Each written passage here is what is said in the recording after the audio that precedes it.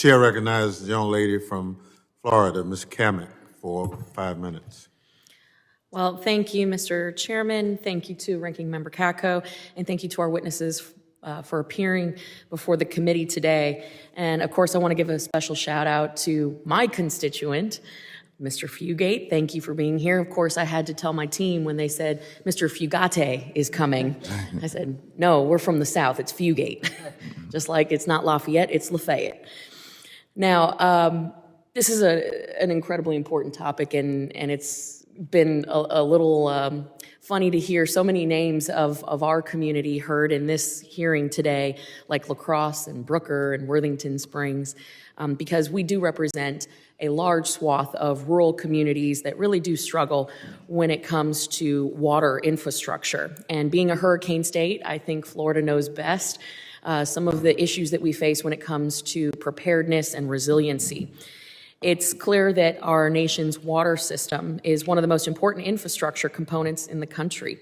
The decentralized nature of the system, often run by local governments, can make it challenging when addressing improvements and security for water infrastructure.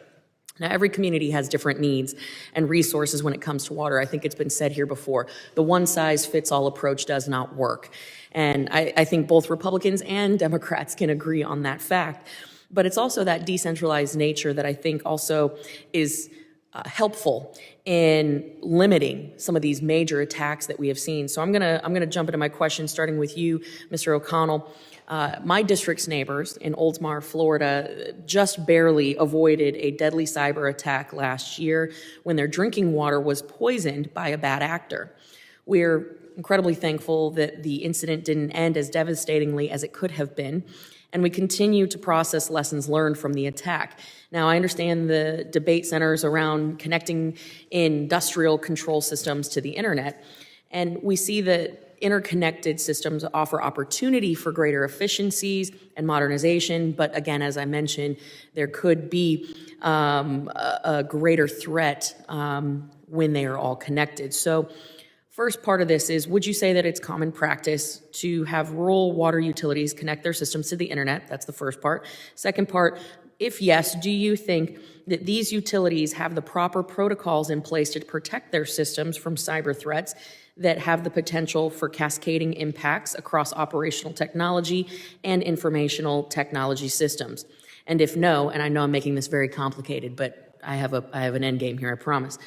If no, what could we do to help the smaller utilities in Florida, but also around the country and across the nation, both modernize and secure their systems? I know I threw a lot at you. It's okay. I don't know if I can answer it all anyway. So the first part of your question, I would say no. Okay. I would say I don't know what the percentage is of people that have remote access to HMIs and over their cell networks. It's becoming more necessary for them to do that as the technology moves forward in the water and wastewater industry. I think it's going to be more common, and more rural utilities are going to have to adapt to that, because just on the functionality of the water and wastewater equipment, which I'm very savvy on, I work for a company that provides wastewater and water equipment for all utilities in New York State. So as we move forward with that technology, that is going to become more of a common of a problem with rural areas and all areas, because we're networking through our cell phone systems to be able to act quickly or quicker to problems that exist in the water plants and the wastewater plants. What is the answer to having that so it's not being hacked into? I'm not sure I can answer that question to you. I can surmise and give you my opinion that we're going to have more protection on our cell phone systems. There's going to have to be different passwords. Things of those nature will have to be implemented.